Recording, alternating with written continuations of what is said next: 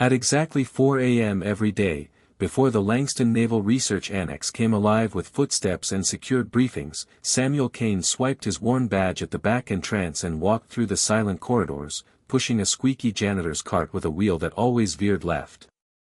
The flickering overhead lights barely reflected off his faded navy blue jumpsuit, a garment so old it seemed to carry the dust of decades. No one ever greeted him, not because they were rude, but because they didn't see him. He had become part of the furniture, the background noise of government routine. He moved with precision, a quiet ghost among the halls of cutting-edge military research, erasing footprints, clearing trash, wiping down the glass walls that separated secrets from speculation. Nobody asked his name. Nobody noticed the way he carried the mop in his right hand, not because it was more comfortable, but to hide the thick, ropey scars twisted around the knuckles of his left. Nobody thought twice about how he always paused outside the server room, tilting his head slightly like he was listening to more than just the hum of cooling fans. Most chalked it up to age. Some thought he was just spacing out. But Samuel Kane was not a man who ever just spaced out. That slight tilt of the head was calibration, analysis, recognition. He could identify the health of a server rack by the rhythm of its whirring. He could tell which systems were running hot, which were accessed remotely, and which shouldn't be online at all. Old instincts die hard, especially when those instincts had once kept him and others alive in places too dangerous to name. Every morning followed the same rhythm. His boots never squeaked. His eyes never wandered. His path never changed.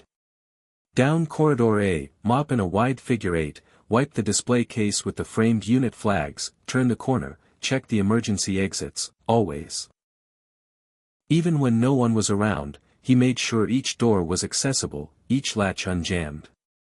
It was muscle memory born from 30 years of training, where knowing your exits was the difference between walking out or being carried out in a bag. He'd been doing it so long it wasn't even a conscious thought anymore. He didn't trust spaces he couldn't escape from. He never spoke unless spoken to, and even then, it was in clipped, polite replies. The security staff barely acknowledged him anymore. He clocked in, cleaned, and clocked out with mechanical consistency. The younger staff nicknamed him, Grumpy Ghost, or, the old guy who never smiles, whispering half-hearted jokes as they walked past. They didn't know he heard them. They didn't know he didn't care. What mattered was staying invisible, and that was something Samuel Kane had perfected. At lunch hours, when the building buzzed with chatter, Kane always found an empty janitor's closet or mechanical room to sit in. He'd eat a protein bar, drink room-temperature black coffee from an old thermos, and stare at nothing. He didn't read newspapers or scroll a phone. He didn't distract himself. He observed. Even now, with a mop in his hand instead of a rifle, he couldn't stop watching patterns, listening to tones, noting who entered what room and when. His brain, once trained for reconnaissance, sabotage, and survival, couldn't stop processing threat assessments. Most of the time, there were none. But still, he scanned. No one knew his name because the name tag sewn into his jumpsuit had faded into illegibility. And even if they had known his name, it wouldn't have mattered. The real Samuel Kane wasn't supposed to exist anymore. According to the Department of Defense, Samuel Kane had died in 2003 during a mission that never happened in a country that wasn't officially a war zone. His file had been stamped, sealed, and buried under enough redacted ink to make it disappear forever. What was left was a man mopping floors, pushing a cart with a wobbly wheel, wearing silence like armor. His room in the facility's basement-level janitor quarters was as Spartan as a bunker, cot, locker, a stack of spare uniforms folded with precision. There were no photographs. No memorabilia. No signs of life beyond the absolute essentials. But tucked inside the top drawer of his locker, beneath the inventory logs and disinfectant supply orders, was a folded piece of cloth, an old team patch from a unit that officially didn't exist. Alongside it, a weathered photograph of 8 men, arms slung over shoulders, faces young and alive, caught in a moment before time and betrayal shattered everything. To those walking the halls above, Kane was just a janitor. To them, he was someone to nod at if they remembered, someone to call when the coffee machine overflowed. To them, he was just a fixture, an old man filling a gap on a shift schedule, a soul passed over in the rush of classified reports and tight deadlines. But beneath the layers of grease and silence was a man who had once hunted ghosts for a living.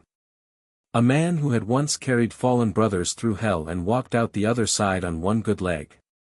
A man whose country had asked him to vanish, and so he did. The truth was, Kane hadn't stopped serving. He just served differently now. He served by watching. By waiting. Because deep inside, in the parts of him untouched by time and resignation, he knew something wasn't finished. He didn't know what or when, but he knew that unfinished things have a way of returning. That secrets, no matter how buried, don't stay buried forever.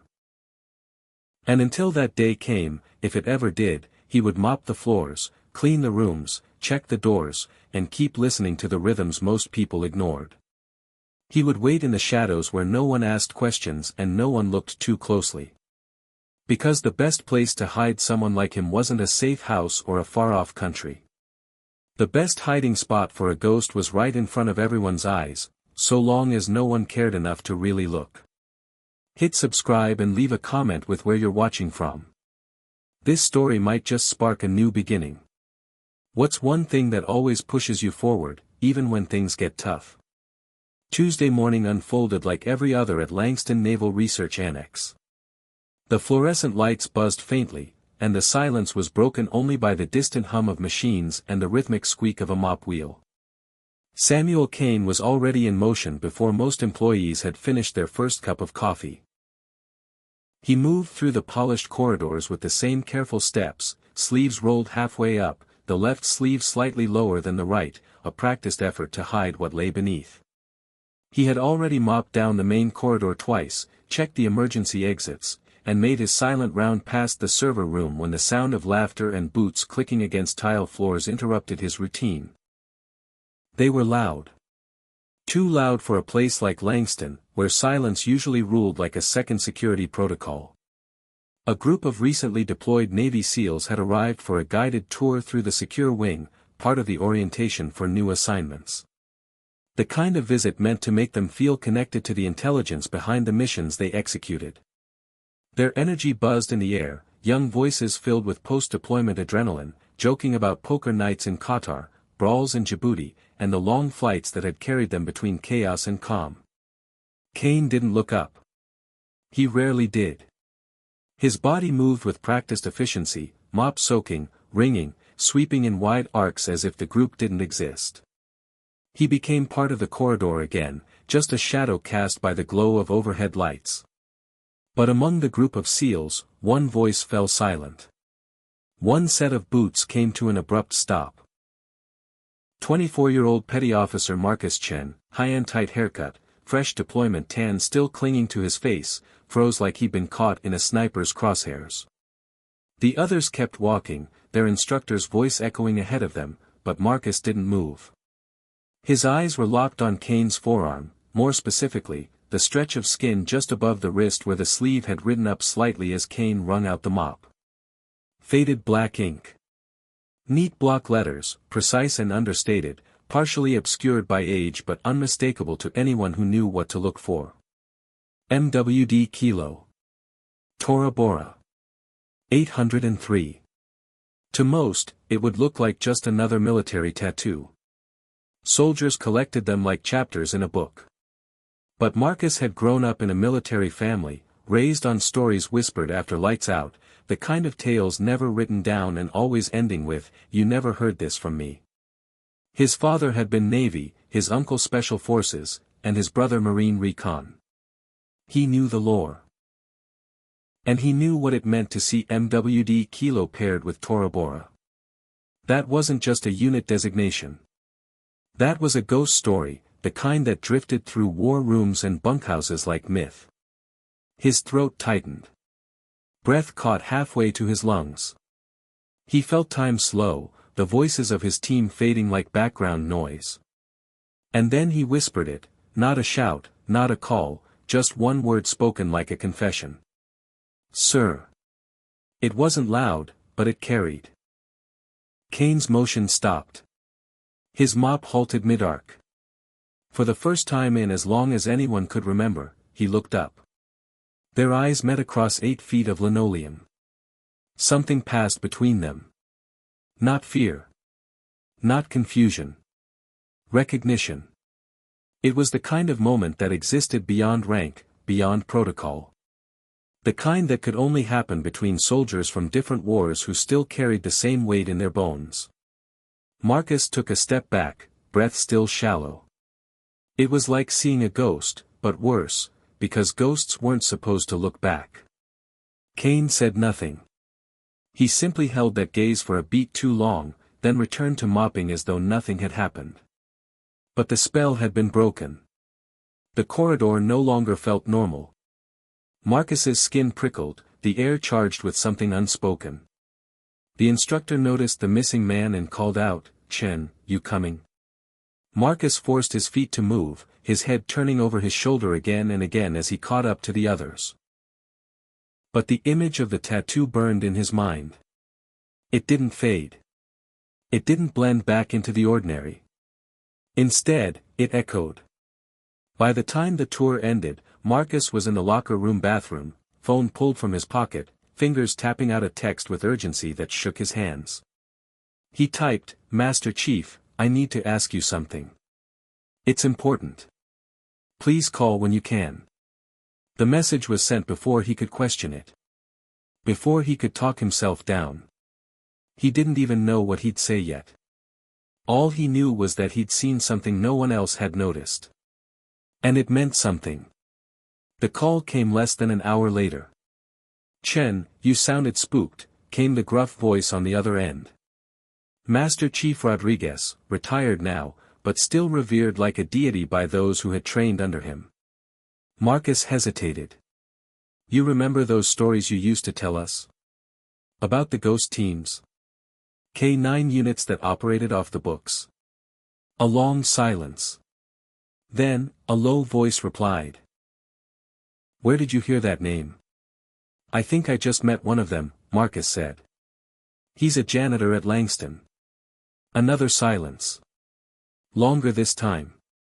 Then, "That's impossible. Those men are all dead." "I'm telling you," Marcus said, his voice tight with certainty, "I saw the tattoo. MWD Kilo. Tora Bora. 803, it was him." That night, someone at the Pentagon didn't sleep. Word spread like wildfire across channels that were never meant to overlap. Secure lines buzzed. Emails marked top secret were sent with trembling fingers. Because if Samuel Kane was still alive, if one of the most classified operations ever buried had just resurfaced in the form of a janitor pushing a mop at a Navy facility, it meant something had gone terribly wrong, or was about to. But back at Langston, Kane moved as he always did. Quiet. Efficient. Invisible. As though nothing had happened. As though he hadn't just locked eyes with a soldier who saw what others couldn't. As though the past hadn't begun to rise from its grave. As though the ghost hadn't been seen. But deep inside, behind the calm and the silence, Samuel Kane knew something had shifted. Something he'd worked 2 decades to bury had begun to stir. And ghosts, once seen, don't go back to sleep. The next morning, Marcus Chen sat alone in the chow hall, breakfast untouched, eyes locked on his phone. The screen was dark, but his thoughts were lit with fire. He hadn't slept. He couldn't. Every time he closed his eyes, that tattoo flared in his mind. MWD Kilo. Tora Bora. 803, he didn't know what any of it truly meant, but he knew what it pointed to. And now, he wasn't just curious. He was obsessed. The previous night, after his call with Master Chief Rodriguez, he had spent 3 hours trawling every declassified and half-classified document he could find. Of course, there was no mention of any MWD Kilo unit, and Tora Bora operations were shrouded in so many layers of bureaucracy and redactions they barely existed at all. But still, in the gaps, in the silences, he found questions. A handful of vague references to a unit lost in a collapse. No names. No survivors. Just one entry, operatives presumed Kia. Operation terminated. Site unrecoverable. And yet, the janitor at Langston had walked those corridors with the quiet precision of someone who'd survived the impossible. By mid-morning, his phone buzzed again. Master Chief Rodriguez. Marcus answered immediately, his voice tight. You sure about what you saw? Rodriguez asked, skipping all pleasantries. Dead sure, Marcus said. He looked right at me. It was like he knew I recognized it. Rodriguez exhaled a slow breath. I served with a man once, long time ago. Afghanistan, early 2000s. Name was Samuel Kane. Quiet. Brilliant. Deadly. Handled ops nobody else could touch. Disappeared in 2003. Mission went sideways in Tora Bora. Mountain collapse. No bodies recovered. Black ink covered the whole thing. Nobody spoke his name again. You're saying you saw him? I saw him, Marcus confirmed. Alive. Mopping floors. Son, Rodriguez said, his voice suddenly more solemn, if it's him, and if he's working at Langston, then someone high up wanted him buried alive. And if he's stayed quiet this long, it means he was given a choice. And it wasn't a fair one. Marcus didn't know what to say. Every word felt heavy. He looked around the chow hall. The men laughing, sipping coffee, flicking through their phones. None of them knew that one of the most legendary ghosts in modern warfare was quietly sweeping floors just 2 levels below them. So what do I do? Marcus finally asked. Nothing, Rodriguez said firmly. You do nothing, you say nothing. You're not ready to step into this shadow, son. Not yet. But it was already too late for silence. At 2:13 p.m., while Samuel Kane was restocking mop heads in the supply closet, a man in a Navy uniform knocked lightly and stepped in. His insignia marked him as a lieutenant, but his eyes gave away something deeper, hesitation mixed with calculation. He held a folder clutched to his side like it was radioactive. Sir, the young officer began, voice tentative, I was asked to confirm some personnel details. Just protocol. Kane didn't look up. Is that right? Yes, sir. Informal only. We just want to clarify some background details for facility continuity. That's all. Kane slowly turned, his face blank, eyes like iron beneath storm clouds. You don't need to call me, sir, Lieutenant. I'm a janitor. The officer cleared his throat. May I ask your full name for the record? I already gave it when I signed the employment forms, Kane replied evenly. We just need to verify. Your birth date too. Kane's hand froze over the clipboard he was marking. He turned, stepped closer, eyes narrowing as if inspecting the man's soul. And who sent you? The officer faltered. Sir, I'm not at liberty to say. Of course you aren't, Kane said, voice low but razor sharp. Tell your commanding officer that I already gave everything 20 years ago. There's nothing left to take. The officer nodded hastily and left without further questions. He didn't even make it back to his desk before the call was made, up the chain, beyond the base, into secure lines humming deep within the Pentagon. Within minutes, a red file was pulled from a locked cabinet marked with no department. A name long considered erased was suddenly blinking like a beacon on terminals across departments that shouldn't have been able to communicate. That night, the man who walked into Langston Naval Research wasn't in uniform. Colonel Jonathan Davidson had spent 30 years in military intelligence and wore the weight of those years in his spine and in the steely precision of his speech.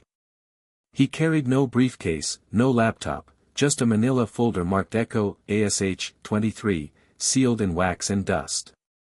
The receptionist didn't ask for his clearance level. She didn't need to. He was expected. He found Samuel Kane in conference room B, already seated, already waiting. The table had been freshly cleaned, by Kane, most likely, as part of his shift. He sat back in the chair, calm, composed, like a man who had nothing left to prove. Davidson opened the folder and laid out its contents, a blurred photo of 8 men in camouflage, a paragraph of mission summary drowned in black ink, and a single diagonal stamp in blood-red letters, deceased, presumed. They sat in silence for a long moment. "Why didn't you come back?" Davidson finally asked. Kane looked down at the photo. His eyes lingered on one face, then another. "They told me not to." "Who?" "You know who," Kane said. "The same ones who told me if I spoke up, I'd bury my entire team's legacy under lies.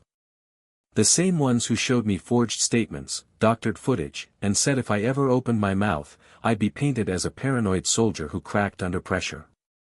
PTSD. Delusional. Treasonous." Davidson swallowed hard. "And you believed them?" "I believed what they could do," Kane said. "They didn't need the truth. They had narrative. And they had reach." Davidson leaned forward. "But you're here. You didn't disappear completely." "No," Kane said. "I just learned to become what they wanted. Invisible. Quiet. Harmless." "But you're not," Davidson whispered. "Are you?" Samuel Kane finally looked up, and in that gaze, the quiet fire of a man who had once carried his brothers through hell and had lived with the weight of their silence every day since. "I'm not done yet," he said. "But they will be." Colonel Davidson hadn't expected to feel unnerved walking into conference room B, but as he sat across from Samuel Kane, surrounded by the familiar hum of fluorescent lighting and the sterile scent of disinfectant, he couldn't shake the weight pressing into his chest. It wasn't the contents of the file he'd laid out. It wasn't even a photograph of 8 faces now mostly deceased or forgotten. It was the way Kane stared at it, not with nostalgia, not with regret, but with a kind of guarded stillness that belonged to men who had long since stopped grieving because they knew no one would remember what they lost. Davidson had been in countless high-stakes conversations. He'd negotiated with double agents, signed off on black ops raids, and helped scrub entire operations from memory, but sitting across from Kane felt like facing a living contradiction. The man was declared dead in every official database, yet here he was, asking if anyone needed the trash taken out before his shift ended. "You know what happens next," Davidson finally said, trying to steady his voice. "I imagine a lot of secure calls are being made," Kane replied without looking up. "They are. Some people are panicking. Others are preparing reports. A few are pretending they don't know your name. The usual theater." Kane gave a soft, humorless chuckle. "Theater. That's generous. I'd call it misdirection." Davidson leaned forward, folding his hands together. "Why here, Kane? Why Langston? You could have disappeared anywhere. Why put yourself this close to everything?" "Because I'm not done watching," Kane said, his tone even, his gaze unwavering. "This place isn't just another research facility. It's a hub. I hear the whispers in the hallways. I read the patterns in the traffic logs. You think I push a mop and go home? I never stopped reading the battlefield, Colonel. The terrain just changed." Davidson sat back, the silence stretching between them again. It wasn't confrontational. It was contemplative. The kind of silence that said both men knew they were treading into deeper water. After a long moment, he reopened the file and slid one of the pages toward Kane. "You know what this is?" Kane scanned the heavily redacted text and nodded. "That's the debrief outline from Operation Ashfall. Tora Bora. January 2003. You're listed as Kia in that report. Your whole unit is." "They were," Kane said quietly. "I wasn't. I pulled 2 men out of a collapsed tunnel with one leg nearly shattered. Got them 50 yards to a flat zone before the choppers came. One died before the bird landed. The other died on the way. I survived. Barely. You surfaced at Walter Reed 4 weeks later, Davidson said. Records show you were being treated for multiple fractures, internal bleeding, and burns. I was also trying to hand off intel, Kane said, his voice sharpening. I'd found something in that cave. Files. Drives. Logs. Communications between American contractors and hostile groups. It was dirty, Colonel. It was treason, wrapped in camouflage and funded by black budget cash.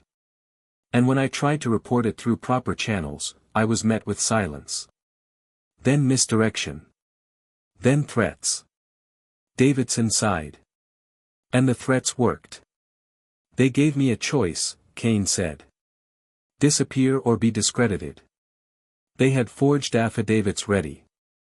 Proof I was unstable, paranoid. They had testimony lined up from men who owed their careers to the system. They could have made me a villain overnight. So you chose silence. I chose survival, Kane said flatly. At the time, I thought it would keep their eyes off the rest of my team's families. That maybe the sacrifice would buy some peace for those left behind. I was wrong. Davidson folded the file shut.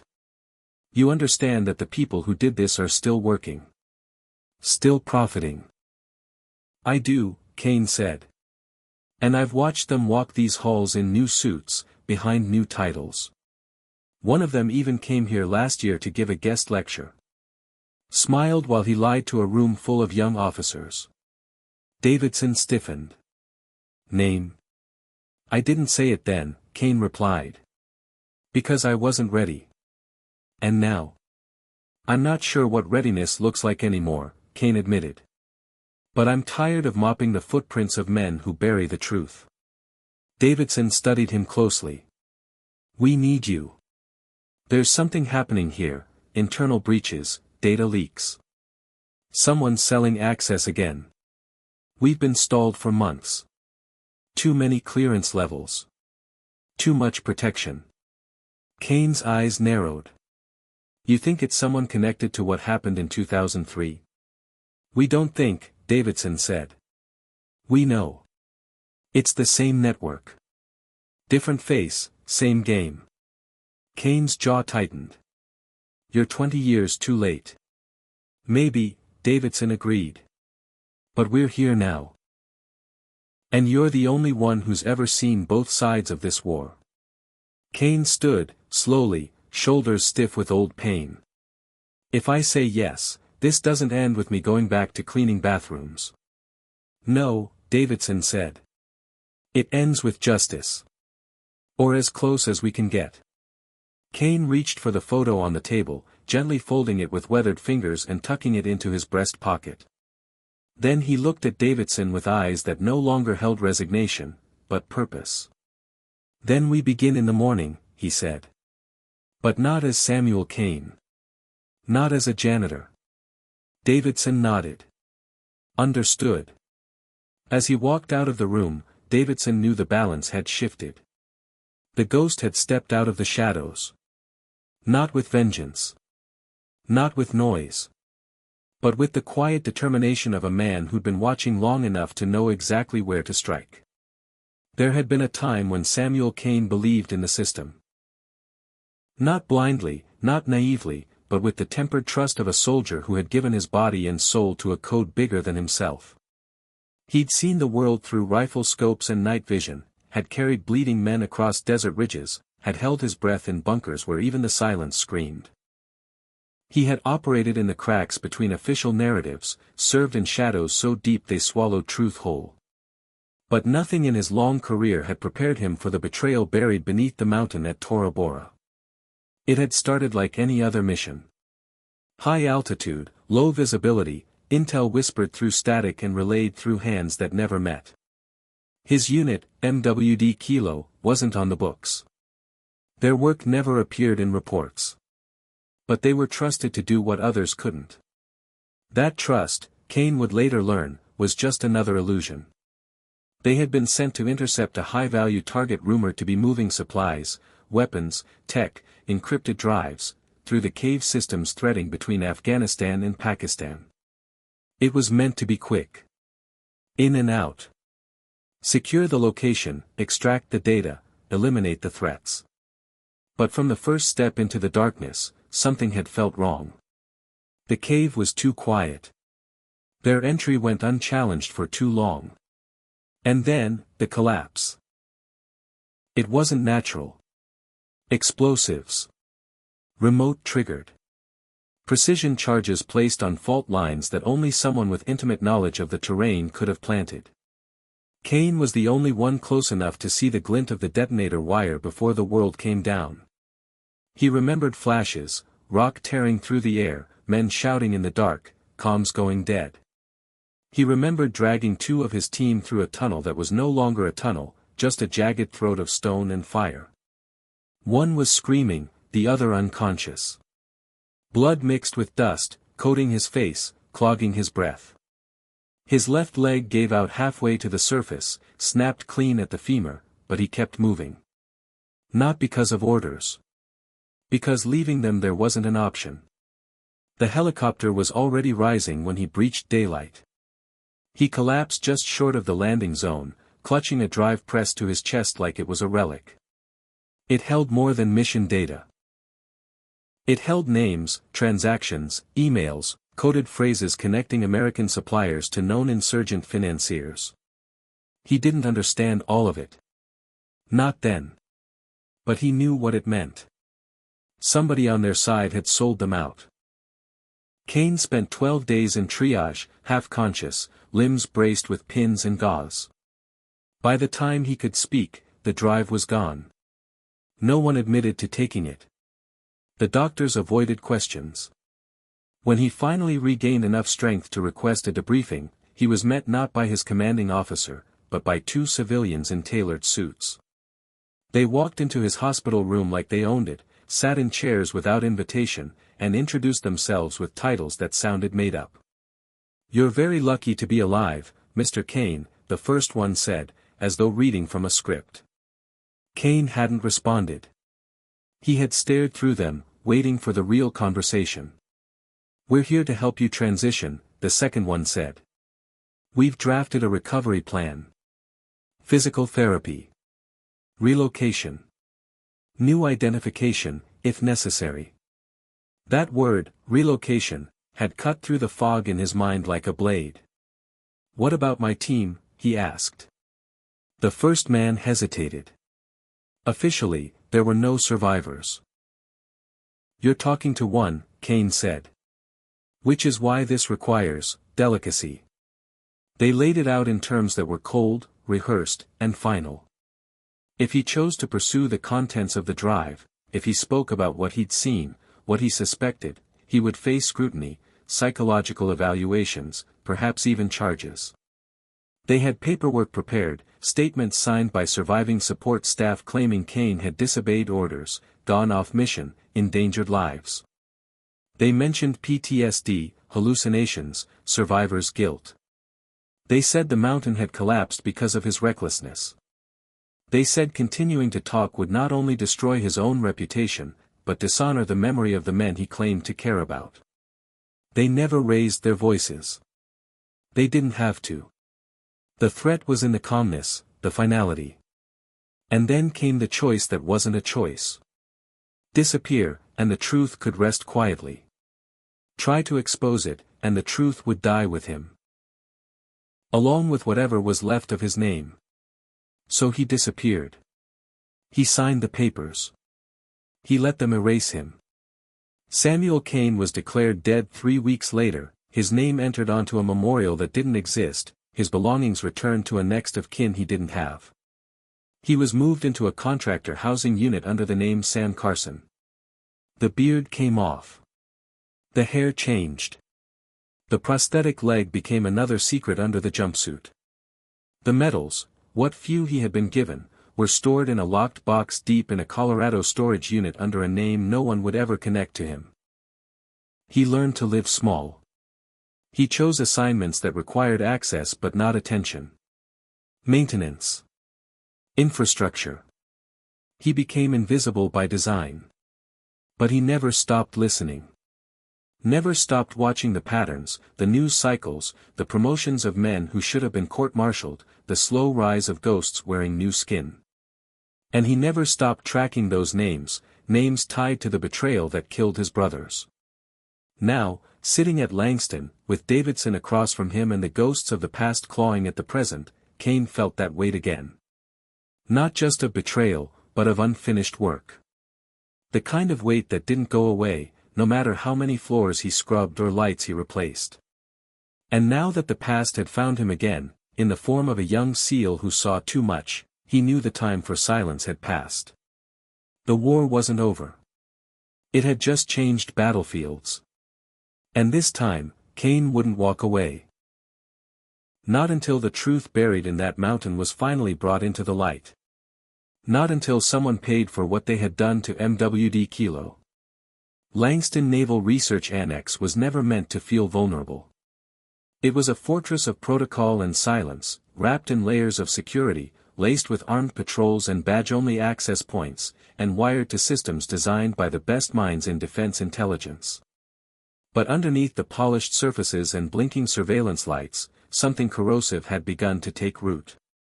The whispers started as anomalies, unauthorized logins, data requests that didn't match operational need, and spikes in traffic routed through obscure subnetworks no one had permission to examine.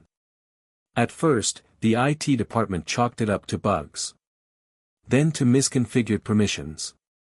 But when those anomalies became patterns, and when those patterns started to match known tactics used by foreign intelligence cells, alarm bells started ringing at higher levels. Colonel Davidson had been following the situation for months, unable to act without tipping off someone inside the chain. The deeper they looked, the more fragmented the access logs became, and the more the fingerprints vanished into thin air. Whoever was behind it knew the system too well. They were careful, deliberate, and almost invisible, except for one flaw. Patterns always leave traces, no matter how faint. That was when Davidson returned to conference room B and found Samuel Kane already waiting there again, mop leaning against the wall, gloves peeled off like he had just finished cleaning up someone else's mess. "They're back," Davidson said without preamble. Kane nodded once. "I know." The silence between them was no longer cautious. It was agreement. Shared history, shared stakes. Davidson pulled a chair across from him and laid down a thick file, this one not redacted, not censored. It was raw data, a months-long audit of internal breaches, IP rerouting, document dumps, and timed deletions too clean to be accidental. Names were omitted, but Kane didn't need them.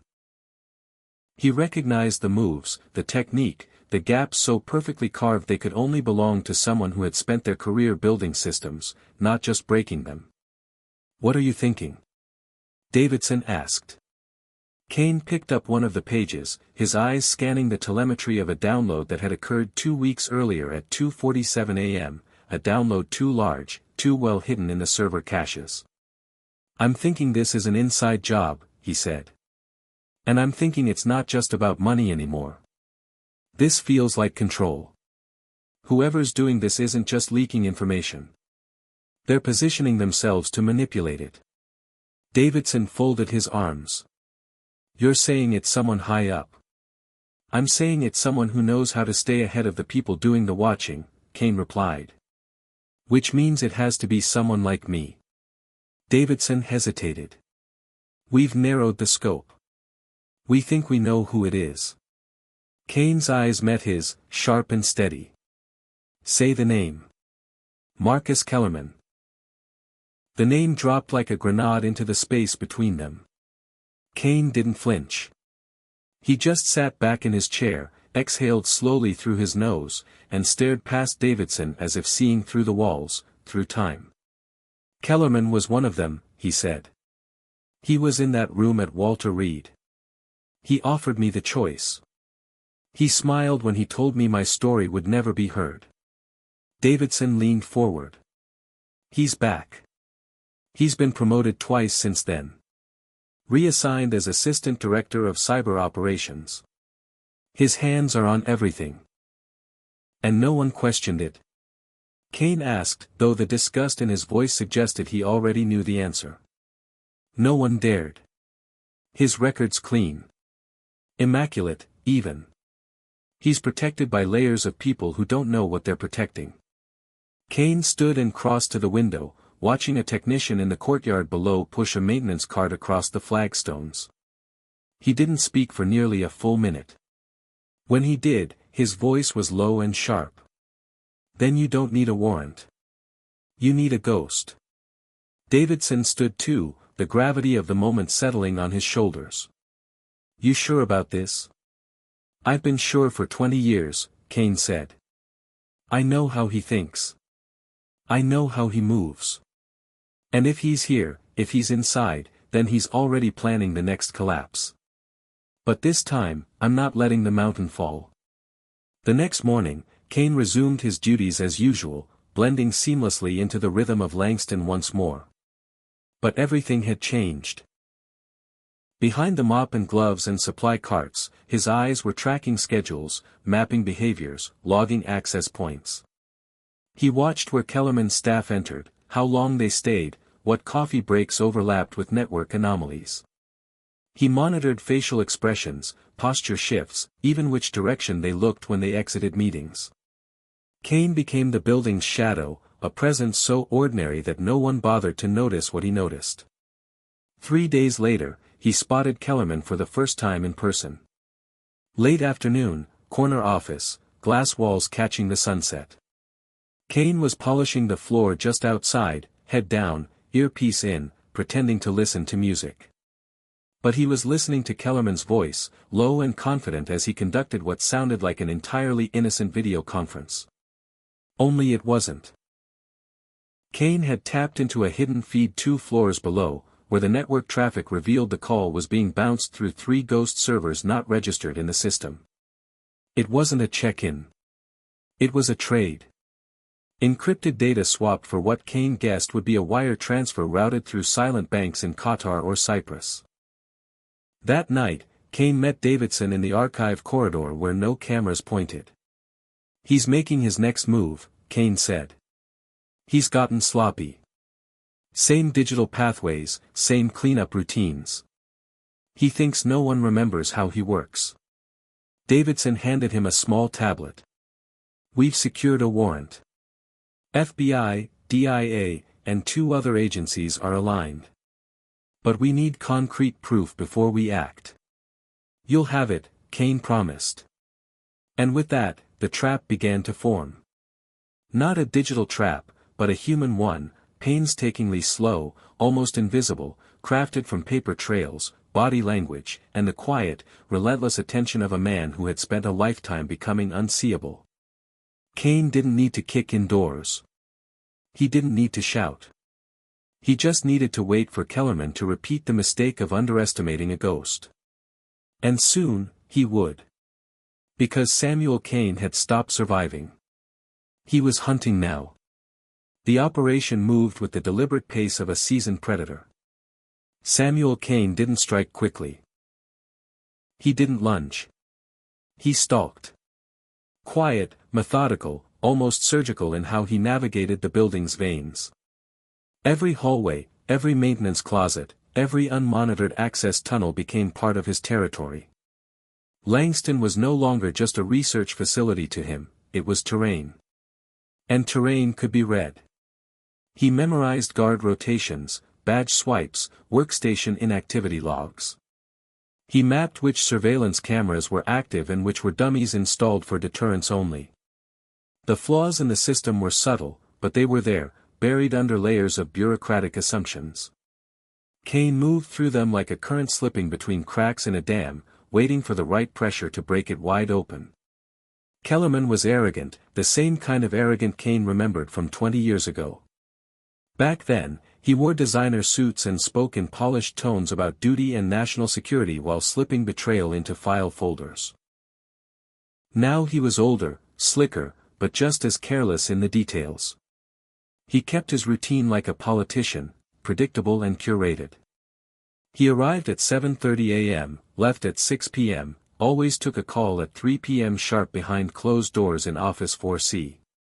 That door was supposedly soundproof, but Kane knew better. He found the vent line running behind the wall, connected it to a contact mic, and fed it through a repurposed mop handle with a wireless transmitter. He listened from the janitor's closet 1 floor below, knees tucked to his chest, face impassive as Kellerman traded secrets under the illusion of privacy. The information flowed slowly at first, references to Phase 2, nods to payments, ambiguous mentions of third parties. But the details sharpened day by day. Kane cross-referenced voice recordings with server logs, identifying time stamps where Kellerman's voice coincided with illegal file movements. Every piece added to a mosaic of corruption, greed, and treason too intricate to have been improvised. It had been years in the making. Kane felt the heat rise in his chest, not anger but a cold, calculated resolve. This wasn't just a man pocketing information. This was the same machinery that buried MWD Kilo, still grinding forward, chewing up the truth one mission at a time. 3 days into surveillance, Kane noticed something strange. Kellerman had started changing his rhythm. Not enough to throw most people off, but enough that Kane's sense of pattern caught it instantly. He stayed later. He double-checked conference room bookings. He skipped his usual lunch stop. Kane knew what that meant. Kellerman suspected something. Whether he knew Kane was involved or simply sensed the walls closing in, he was preparing an exit strategy. Ghosts may not show up in reports, but even ghosts leave footprints if someone's watching closely enough. Kane met Davidson that night under the far end of the loading dock, away from cameras and within earshot of the refrigeration compressors that made recording impossible. "He's twitching," Kane said. "He knows something's coming." Davidson's jaw tightened. "Then we need to act." "Not yet," Kane said. "One more transfer. He's getting greedy. I think he's going to move a full archive off-site. That's our moment. We catch him moving classified files out of Langston, we don't just nail him, we drag down the network behind him." Davidson nodded, reluctantly. "You're the only one who's ever been this close." "Because I know how to disappear," Kane said. "And I know how he covers his tracks. He trained on the same system I did. But he never thought anyone would survive to see him use it." The next day, Kane planted a motion-triggered sensor near the server room, small enough to be mistaken for a smudge on the molding, powerful enough to detect when Kellerman's ID badge passed within 10 feet. That evening, the alert pinged. Kellerman had entered the room alone. 47 minutes later, he exited with a black briefcase he hadn't carried in. Kane watched from behind a security panel on the adjacent floor, eyes locked on the man who had once ordered his erasure. He could see the same confident stride, the same calculated glances. Kellerman still thought he was untouchable. That assumption was about to collapse under the weight of proof. Kane followed at a distance, using the custodial access route along the perimeter of the facility. Kellerman walked straight to parking garage C, tapping into a restricted bay only 5 vehicles were authorized to enter. The license plate was masked, but Kane traced the number through a backdoor server list he'd accessed through Langston's outdated personnel archive. The vehicle had been registered to a consulting firm linked to a shell corporation, a corporation that had, 2 months ago, received a suspicious influx of funds from a defense contractor recently flagged by internal audit. The web was tightening. He returned to his quarters and uploaded the surveillance data, voice logs, badge movements, and transaction records to a secure drop accessible only to Davidson and 2 senior federal agents. Kane had spent weeks ensuring that when the hammer dropped, it would crush everything, no loopholes, no backdoors, no deniability.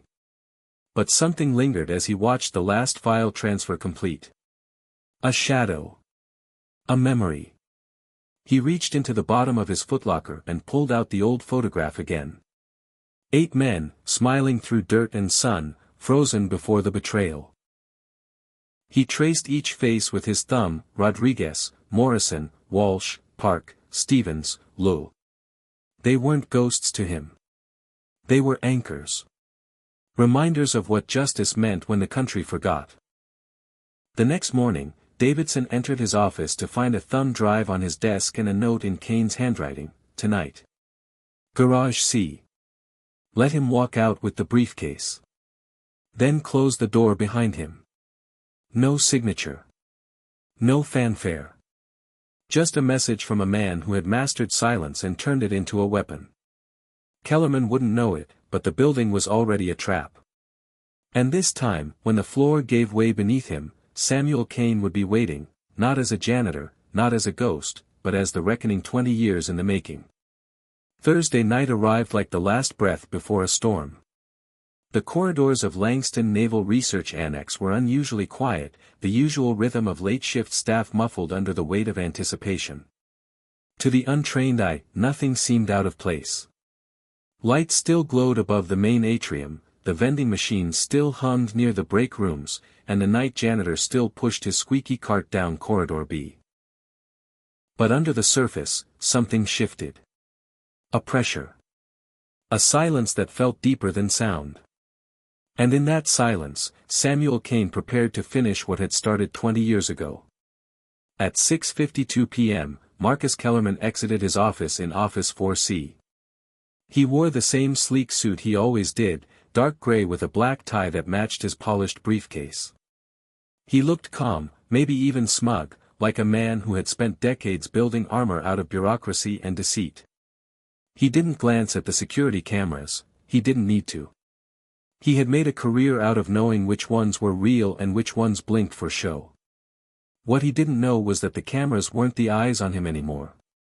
It was Kane. From a concealed perch above the garage's ventilation shaft, Kane watched through a thermoscope as Kellerman moved through parking garage C. The plan was simple. Let him walk to his car. Let him unlock the trunk. Let him open the briefcase. The data within had been salted, Kane had ensured it. Laced with hidden tags, it would glow like a bonfire on any surveillance scan once it passed the garage threshold. That was the cue. At 7:01 p.m., as Kellerman reached into the briefcase to check its contents, the overhead lights in the garage flickered once. It was a signal, not a glitch. Then came the sound of boots. Not just one set. Several. Heavy, purposeful. From behind the concrete columns and the emergency stairwell, they emerged like shadows stepping into form. Agents from the FBI, DIA, and military intelligence, all coordinated through Davidson's secure network, moved in with calculated precision. Weapons were drawn, voices barked commands, and the garage filled with a sudden, electric tension. Kellerman froze, hands still hovering over the briefcase. For a moment, he looked confused, genuinely bewildered, like a man caught in a dream. Then his eyes shifted, and he saw the figure stepping out of the dark across from him. Not in tactical gear. Not with a badge. But in a faded janitor's uniform, sleeves rolled up just enough to reveal the faint outline of an old tattoo. Samuel Kane stood there with no weapon, no vest, no mask. Just the truth carved into his stance like it had been waiting to rise for decades. "You're supposed to be dead," Kellerman muttered, the words barely escaping his mouth. "So are a lot of good men," Kane replied, his voice steady and low. "But only one of us deserved it." Kellerman's face paled, the realization crawling across his features. He glanced at the agents surrounding him, then at Kane, then back to the briefcase. But it was over. The illusion, the security, the untouchability, gone. One agent stepped forward, cuffed him, read him his rights in a voice that carried the weight of more than just protocol. Kellerman didn't resist. Men like him rarely did when the truth finally cornered them. They were masters of control until the moment control was stripped away. As Kellerman was escorted out, his eyes locked on Kane's one last time. No words passed between them, but Kane saw what he needed. Recognition. Fear. And for the first time, maybe even guilt. But it didn't matter. Justice didn't need apologies. It needed consequences. By 7:19 p.m., the garage was sealed. Evidence teams swarmed Kellerman's car, pulling encrypted drives, burner phones, and classified hard copies. Every item catalogued. Every asset seized. The takedown had been clean, legal, and devastating. The trail he left behind stretched through shell companies, offshore accounts, and years of misused power. But now it was exposed. And the system that once buried Kane had been forced to reckon with its rot.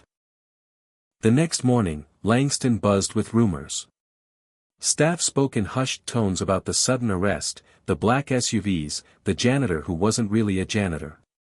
Most had no idea what had happened. The few who did said nothing. The facility's director issued a vague statement about an internal investigation and a reminder that national security demanded discretion. But behind closed doors, a different story circulated. One about a ghost who returned. A man who had once been forgotten but had never stopped watching. Never stopped waiting. Kane resumed his duties the next day as if nothing had changed.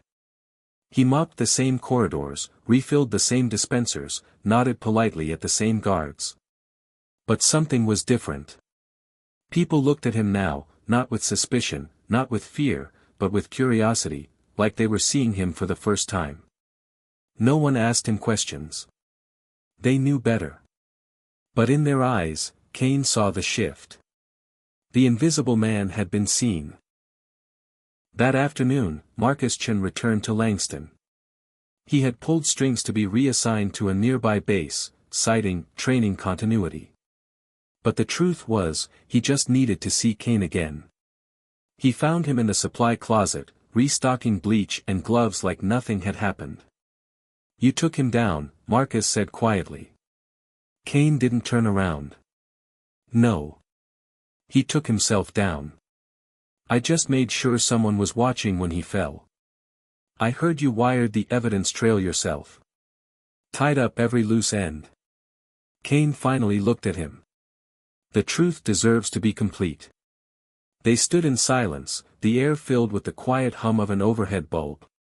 Then Marcus stepped forward, pulled something from his pocket, and placed it on the counter.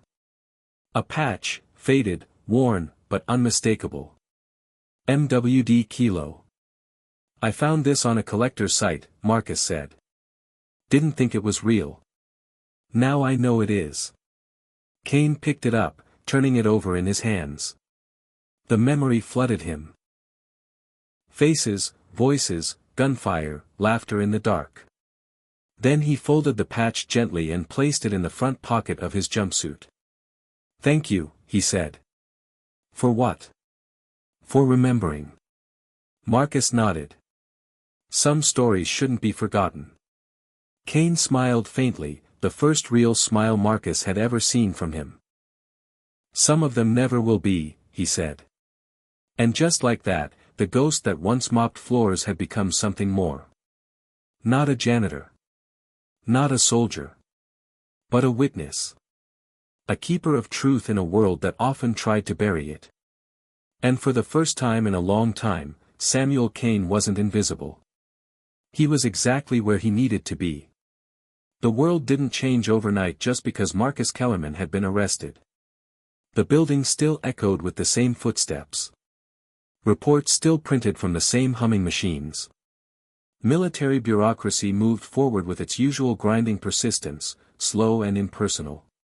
But within the walls of Langston Naval Research Annex, the quiet presence of Samuel Kane had taken on a new weight.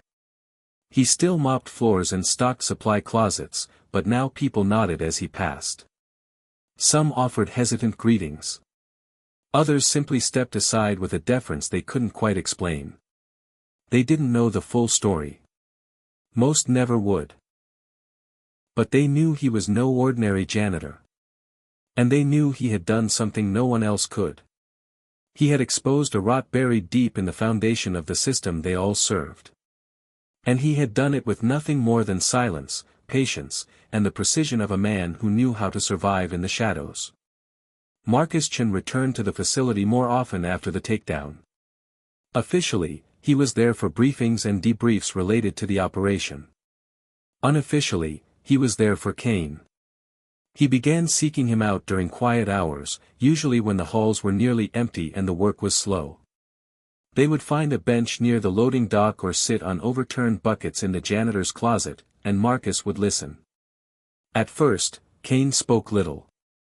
He didn't like telling war stories. But as the days passed, and Marcus kept showing up, asking respectful questions and never pushing too hard, the dam began to crack. What spilled out wasn't bravado or glory. It was memory. They were good men, Kane said one evening, pulling a faded photograph from his wallet. It had been folded and unfolded so many times the creases had turned white. 8 faces looked up from the photo, younger then, sunburned and dusty, arms slung around each other's shoulders like brothers. "That's Rodriguez," Kane said, pointing to a stocky man with a mischievous grin. "Best demolitions guy I ever met. Could disarm a bomb with a toothpick and a prayer. He once neutralized an entire cache using nothing but a pack of gum and a bottle of water." Marcus smiled, and Kane's voice grew steadier. Next to him, Morrison. Our hacker. Looked like a librarian. Quiet, glasses always slipping down his nose. But give him 15 minutes and a laptop, and he could see through walls. He once rewired an enemy base's communications so it broadcast static in Morse code, spelled out the word BOO for 6 hours straight. Marcus laughed softly, and Kane continued, pointing to each face and naming them like a priest reciting sacred scripture. Danny Walsh, the medic from Boston, who refused to carry a rifle unless absolutely necessary and had once pulled a wounded child from crossfire. Kevin Park, the sniper from Seattle, who never missed but never bragged. Michael Stevens, the radio man, who could get a signal from the side of a mountain using gear held together with tape and hope. David Chin, no relation to Marcus, but just as sharp and fast. He was their point man, the first through the door and the last to retreat. And finally, James Lowe, the team leader, who had trained them, led them, and died with them in a mountain that officially didn't exist. Kane stared at the photo for a long time before folding it back into his wallet. They didn't deserve to be erased. They followed orders, even when they knew the mission stank. They stayed with me when the ceiling came down. When the radios died. When the air turned to dust and the only thing you could hear was your own heartbeat. We were supposed to make it out together. But only I did. And for 20 years, I couldn't say their names out loud. It was like they never existed. But they did, Marcus said quietly. And now someone else knows. I won't forget them. Kane looked at him, something shifting in his expression. For the first time, the weight behind his eyes seemed just a little lighter. That's all I wanted. Someone to remember. Someone to know we were real. The story of MWD Kilo began to spread, not in newspapers or press releases, but through whispered conversations, through nods among those who understood the silence behind Kane's stare. Among the younger SEALs, Kane's name became legend, not for the things he had done, but for what he had endured. They didn't romanticize him. They respected him. Because they knew that surviving wasn't always the hard part. Living after the survival was. And Kane had done that for 2 decades without medals, without recognition, without anger. He had simply endured. A month after Kellerman's arrest, a secure ceremony was held in a classified section of the Pentagon. Kane didn't attend. He refused. Davidson accepted on his behalf. The declassified portions of Operation Ashfall were finally added to the internal archives. The rest remained buried, but now with a footnote. MWD Kilo. Operational between 2001 and 2003. Kia status amended. 1 confirmed survivor. Later that week, Marcus brought Kane a copy of the updated document, blacked out in places but real nonetheless. Kane held it in his hands and stared at the single line that mattered to him. Status, verified. He didn't say anything. He didn't need to. The truth, at last, had found its way to the surface. You could ask for anything now, Marcus said. Full reinstatement. Back pay. Hell, they'd give you a Medal of Honor if you wanted. Kane shook his head. I'm not here for that. Then why? Marcus asked. Kane looked at him, calm and certain. Because someone had to finish it. And because when they buried us, they forgot something. Ghosts don't die. They wait. And in that waiting, Samuel Kane had become more than a survivor. He had become a voice for the silenced, a reckoning for the forgotten. The janitor was still pushing his cart. But now, everyone who passed him looked twice, not because they saw his uniform, but because they saw the man who carried the memory of those who had died in the shadows. And for the first time in 2 decades, Samuel Kane didn't feel alone. He felt remembered. 6 months after Marcus Kellerman was led out of Langston Naval Research Annex in handcuffs, Samuel Kane stood outside the south entrance one last time, watching the morning sun climb over the steel-framed horizon. The familiar chill of dawn clung to the cement beneath his boots, and the air smelled faintly of machine oil and freshly mopped tile. He wasn't wearing his usual faded jumpsuit today. Instead, he wore a clean, dark utility uniform, pressed, creased, and freshly laundered. His name patch still read S. Kane, though most in the building now called him something else. Ghost. Master Chief. Sir. Not because of rank or ceremony, but because of respect earned in silence and sealed by truth. Langston had returned to its rhythms. After Kellerman's takedown, the facility underwent a full security audit. Background checks were strengthened. Data systems were hardened. A few quiet resignations rippled through departments not open to public oversight. And Kane, for a time, kept working. Not because he had to, but because he wasn't finished.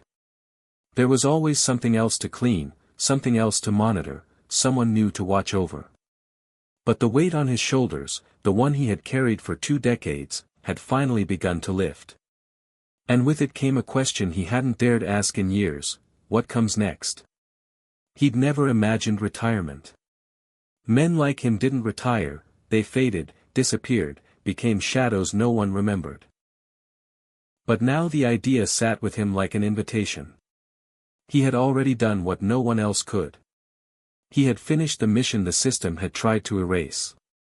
He had brought down the man who betrayed his unit and ensured the memory of MWD Kilo would never again be silenced. Now it was time to leave the halls he had once patrolled in secrecy and let someone else take up the watch. That someone was waiting inside. Sarah Mitchell stood beside the janitor's cart near the front lobby, adjusting the collar of her uniform with one hand and balancing a clipboard in the other.